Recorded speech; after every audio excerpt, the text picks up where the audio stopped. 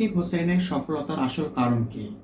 বর্তমান সময়ে বাংলাদেশের জনপ্রিয় ইউটিউবার রাকিব হোসেন, যার কিনা 15 মিলিয়ন সাবস্ক্রাইবার রয়েছে। শুধু তাই নয়, তার ফ্যান ফলোয়ার এতটাই শক্তিশালী যে তার ইউটিউব চ্যানেল খোলার সাথে সাথেই কোনো নতুন ইউটিউব চ্যানেলে তিনি অতি দ্রুতই মিলিয়ন সাবস্ক্রাইবার হিটও করাচ্ছেন। যেমন অন্তরা ইউটিউব চ্যানেল ইতিমধ্যে 7 মিলিয়নের উপরে সাবস্ক্রাইবার হয়ে গিয়েছে। হয়তো অতি দ্রুতই অন্তরাও 8 মিলিয়ন সাবস্ক্রাইবার হিট করবেন। শুধু তাই নয়, রাকিব হোসেনের ফ্যামিলিদের যে পরিমাণে ইউটিউব চ্যানেল রয়েছে এটি হয়তো বাংলাদেশে আর কারোই নেই। রাকিব হোসেন নিজে ইউটিউবে ঢুকেছেন, শুধু তাই নয় তার পুরো ফ্যামিলিকে ইউটিউবে নিয়ে এসেছেন। মূলত এইসব কারণবশতই রাকিব হোসেনের জনপ্রিয়তা এতটা তুঙ্গে।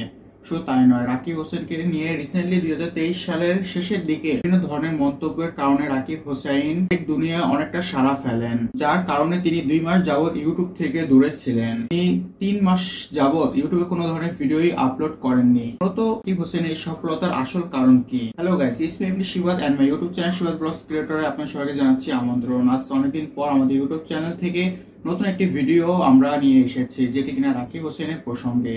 যে রাকিব হোসেন কিভাবে 0 থেকে এই 15 মিলিয়ন সাবস্ক্রাইবার কিভাবে হিট করলেন। শুধু তাই নয়, যে 2023 সালে রাকিব হোসেনের সাবস্ক্রাইবার পরিমাণ ছিল 7 থেকে 8 মিলিয়ন, কিন্তু 2024 সালের শুরুতেই তিনি কি এমন করলেন যার কারণে তার সাবস্ক্রাইবার পরিমাণ 15 মিলিয়ন হিট করলো। 2023 সালের শেষের দিকে রাকিব হোসেন বিভিন্ন ধরনের বিতর্ক সৃষ্টি হয় অনলাইন দুনিয়ায়, যে রাকিব হোসেন বিভিন্ন ধরনের উপায় অবলম্বন করে ইউটিউবে সাবস্ক্রাইবার বাড়াচ্ছেন। তো তাই নয়, তাকে নিয়ে বিভিন্ন ধরনের ইউটিউব চ্যানেলও সমালোচনা করা হচ্ছিল। বিভিন্ন ব্লগাররাও তাকে নিয়ে বিভিন্ন ধরনের কটূক্ত কথা, তাকে নিয়ে বিভিন্ন ধরনের কন্টেন্ট মেক করা হচ্ছিল বিভিন্ন ইউটিউব চ্যানেল এবং ফেসবুকের মাধ্যমে। সব বিষয়ে রাকিব হোসেন এবং তার ফুল টিম ইনস্টাগ্রাম এবং ফেসবুকে লাইভও করেছেন। আজকে আমরা কথা বলবো রাকিব হোসেন কিভাবে তার এই 0 থেকে 15 মিলিয়ন সাবস্ক্রাইবার জার্নিটি এত দ্রুতই করে ফেললেন। শুধু তাই নয়, তিনি কয়েক মাসের ব্যবধানে কয়েক মিলিয়ন সাবস্ক্রাইবার বাড়িয়ে ফেলেছেন। তিনি রেকর্ড করে দেখিয়েছেন যে 1 সপ্তাহের ভিতরে তিনি 1 মিলিয়নের বেশি সাবস্ক্রাইবার হিট করেছেন, যেটি কিনা বাংলাদেশে কোনো ইউটিউব চ্যানেল বা কোনো ব্লগারও করে দেখাতে পারেনি, যেটি কিনা রাকিব হোসেন করে দেখিয়েছেন। রাকিব হোসেনের মূল কথা হচ্ছে তার ব্লগ শুধুমাত্র বাচ্চারা দেখেন, কিছু সংখ্যক বড় মানুষরাও তার ব্লগটা এনজয় করেন এবং তার ব্লগ নাকি ফ্যামিলি নিয়েও দেখা যায়, যেটি কিনা রাকিব হোসেনও বলেছেন। তাই নয়, রাকিব হোসেন বাদে অন্য সব কন্টেন্ট ক্রিয়েটররাও এটি বলেন যে রাকিব হোসেনের ব্লগগুলো মূলত বাচ্চারা দেখে থাকেন, বড়রা নয়। রাকিব হোসেনকে বিভিন্ন ভাবে অপমানও করা হয়, যে তার ব্লগ দেখে বাচ্চারা মূলত কিছু শিখতে তো পারেন না, উল্টা বিভিন্ন ধরনের অপ্রীতিকর কন্টেন্ট তারা সমাজে ছড়িয়ে দিচ্ছে। মূলত এই বিষয়টি নিয়ে আজকে আমরা বিস্তারিত আলোচনা করব আমাদের এই ভিডিওতে।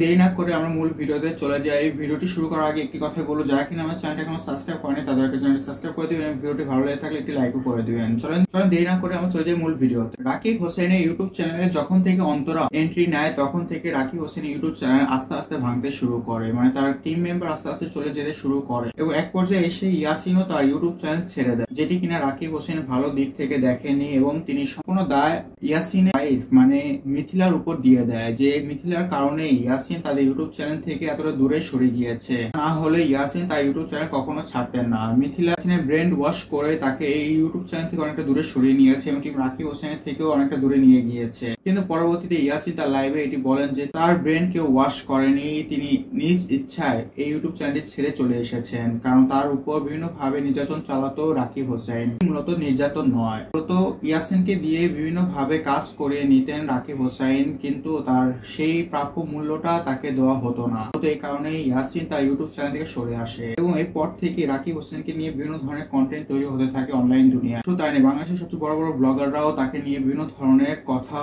বলেন তাদের ইউটিউব চ্যানেলের মাধ্যমে। এর মধ্যে রয়েছেন রাফসান রাকিব হোসেনকে নিয়ে বিভিন্ন ধরনের কথা বলায়, এটি কিনা রাকিব হোসেনের ভালো দিক থেকে দেখেনি, কিন্তু তার সত্ত্বেও রাকিব হোসেন এটি নিয়ে কোনো ধরনের মন্তব্য করেননি। তো রাফসান তাকে নিয়ে বিভিন্ন ধরনের কথা বা বিভিন্ন ভিডিওতে তাকে নিয়ে বিভিন্ন ভাবে তাকে অপমান করেছেন রাফসান। তার সত্ত্বেও টিম রাকিব হোসেন এই বিষয়ে কোনো মুখই খোলেনি, কিন্তু তাদের মাধ্যমে তারা এটি জবাবও তারা দিয়েছেন বিভিন্ন ধরনের ব্লগের মাধ্যমে। তাছাড়াও রাকিব হোসেন তার ব্লগের মাধ্যমে এসব কথা জবাবও দিয়েছেন, সেটি অনেকটা কড়া ভাবে না দিলেও হালকার উপর দিয়ে তিনি এটি বুঝিয়ে দিয়েছেন যে তাকে নিয়ে এতটা সমালোচনা না করে তারা তাদের মতো কাজ করুক, কারণ তারা রাকিব হোসেন আগে থেকে ব্লগিং করে আসছে। তার সত্ত্বেও রাকিব হোসেন তাদেরকে ছাড়িয়ে এতটা দূরে চলে গিয়েছেন। শুধু তাই না, বাংলাদেশের একমাত্র ব্লগার যিনি কিনা ডায়মন্ড প্লে বাটন পেয়েছে বাংলাদেশ থেকে, কারণ বাংলাদেশে বর্তমান সময় সময় কোনো ব্লগার নেই যিনি কিনা এমন প্লে বাটন পেয়েছেন বা তার মিলিয়ন সাবস্ক্রাইবার রয়েছে, যেটা কিনা শুধুমাত্র রাকিব হোসেন বা রাকিব হোসেনের ফুল টিমের রয়েছে। রাকিব হোসেনদের কাছে silver play button, golden play বাটনের অভাব নেই। তাদের কাছে এতটা পরিমাণ চ্যানেল রয়েছে যে তাদের কাছে সিলভার প্লে বাটন এবং গোল্ডেন প্লে বাটন অনেকগুলো রয়েছে, যেটি কিনা তারা তাদের ব্লগের মাধ্যমেও দেখিয়েছিলেন। এবং রিসেন্টলি রাকিব হোসেন তার রুমও ডেকোরেট করেছেন তার ডায়মন্ড প্লে বাটনটি সাজানোর জন্য। তিনি তার ডায়মন্ড প্লে বাটনটি দুবাই যাওয়ার আগেই তো পেয়ে গিয়েছিলেন, কিন্তু তার সত্ত্বেও তিনি এই কথাটি অনলাইনে লিক করেননি, এটি গোপনে রেখেছিলেন। এবং এই সুযোগটি কাজে লাগিয়ে অনেক ধরনের ব্লগাররা বলেছেন যে রাকিব হোসেন উপায়ে তার সাবস্ক্রাইবার অর্জন করেছেন, এই কারণে ইউটিউব থেকে তাকে হয়তো ডায়মন্ড প্লে বাটনটি দেওয়া হবে না। এটি অনেক বড় বড় ইউটিউব চ্যানেল থেকেও বলা হয়েছিল, কিন্তু তার সত্ত্বেও রাকিব হোসেন শেষমেশ তার ডায়মন্ড প্লে বাটনটি দেখিয়ে এটি বুঝিয়ে দেন যে তার সাবস্ক্রাইবটি একদমই পিওর। এবং রিসেন্টলি রাকিব হোসেনকে ফলো করেছে তার ইনস্টাগ্রাম অ্যাকাউন্টে বিশ্বের ইউটিউবার, সবচেয়ে বড় ব্লগার বা যার সাবস্ক্রাইব পরিমাণ 200 মিলিয়নেরও বেশি, তার নাম হচ্ছে মিস্টার বিশ। মূলত তিনি রাকিব হোসেন ইনস্টাগ্রাম অ্যাকাউন্টটি ফলো করেছেন, যেটি কিনা অন্তরা তার স্ত্রীর মাধ্যমে জানিয়েছে তার ফ্যান্সদের। রাকিব হোসেন মূলত কিভাবে তার জনপ্রিয়তা আরো এতটা বাড়িয়ে ফেললেন, কয়েক মাসের ব্যবধানে তার 8 মিলিয়নের বেশি সাবস্ক্রাইবার বেড়ে গেল, বা তিনি 12 মিলিয়ন, 10 মিলিয়ন, 11 মিলিয়ন বা 14 মিলিয়ন বা 15 মিলিয়নে পা দিতে যাচ্ছেন। কিভাবে এটি সম্ভব হলো, এই বিষয়টি নিয়ে আমরা আমাদের নেক্সট ভিডিওতে আলোচনা করব।